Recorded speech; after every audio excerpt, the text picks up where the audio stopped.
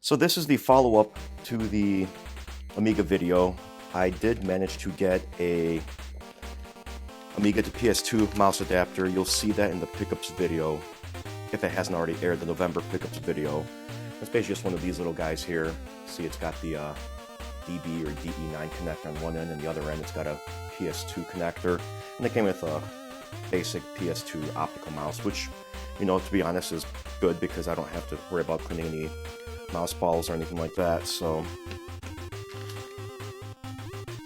we're going to use this adapter and we're going to see if this mouse works. And I'm going to be recording footage of me plugging everything in and operating the mouse along with a separate camera on a television screen.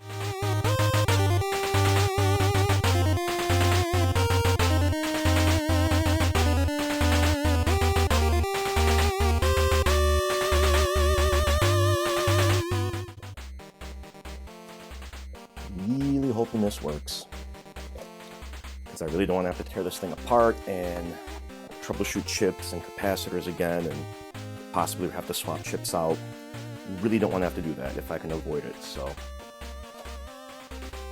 now I'm not even using standard AV cables. I'm just using some 8 audio cables that, you know, will be good enough for this purpose. So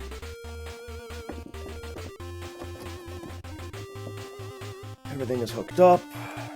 We'll get a disk. Actually, no, let's just boot it without a disk for now. So everything's recording. Let's go ahead and power this puppy on. Mouse is getting power. That's a good sign. At least the adapter is working. Oh, signal detected. Oh, there we go. Perfect. Running 2.0 ROM. Let's see. Let's put in the workbench disk.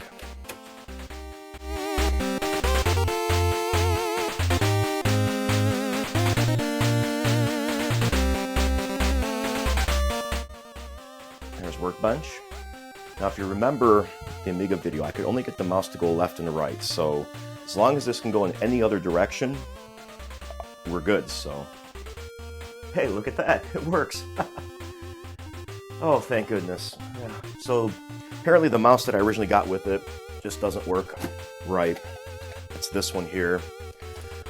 I may keep it just for nostalgia purposes, but we'll see. I'm just glad that I have something working now. Do I just keep this nice fancy mouse, fancy for the Amiga anyway, or do I go and try to procure an actual authentic Amiga mouse? They do cost a pretty penny, so we'll see if I want to go that route or not. But at least I can now do some things with it. You know, like open stuff. So I should be able to get this going. Let's just poke around a little bit, because I have absolutely no idea what's on here. But at the very least, I can now use the system and learn more about the Amiga. Sure, I could have used an emulator to get the ins and outs and record additional footage, but nothing beats an original system, right? I do definitely want to poke around with this though, a little. Set multi-view and clock. I have no idea what these do, but the fact that I can at least click on them is pretty fancy.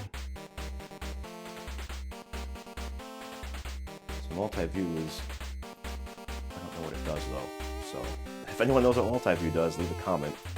Not that I can't, you know, look it up or anything. But now that I have, and look, there's the clock, and it thinks it's 2:15, January 24th, 1978. Yeah, that sounds about right. Probably have to set all these options up.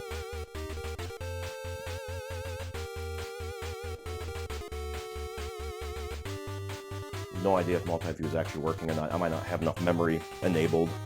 I haven't messed with any of the dip switches yet, so I'm just excited that I have this working. Now the next step will be to replace the aging floppy drive with a GoTech, which will be another video, and you'll also see that in the November pickups video if you haven't already seen it. And we'll really get some additional software loaded up, because all I have are the Kickstart disc, I've got the install disc, I've got extras, storage, and fonts. Now real quick, let's see what's on this extras disc.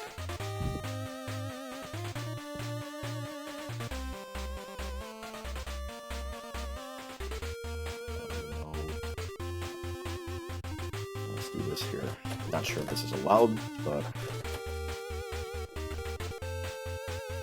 extras, there we go.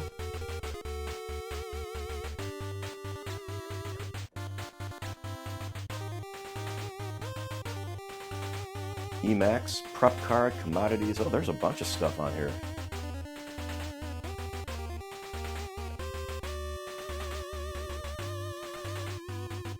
Or Emacs. Yeah, so it's probably just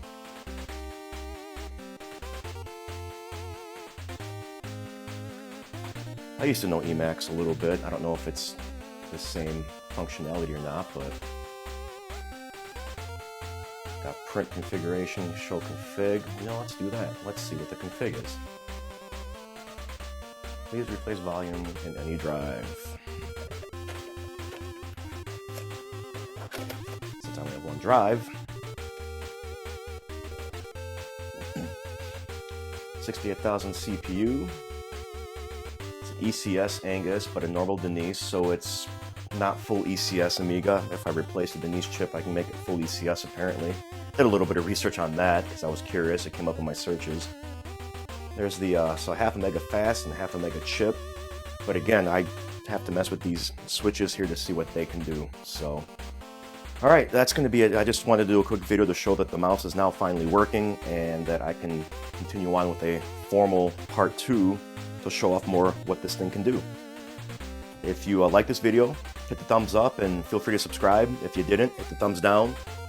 But if you do hit the thumbs down, please leave a comment below as to what you didn't like about the video, and I'll try to make improvements in the future. Thanks all, and I'll catch you later.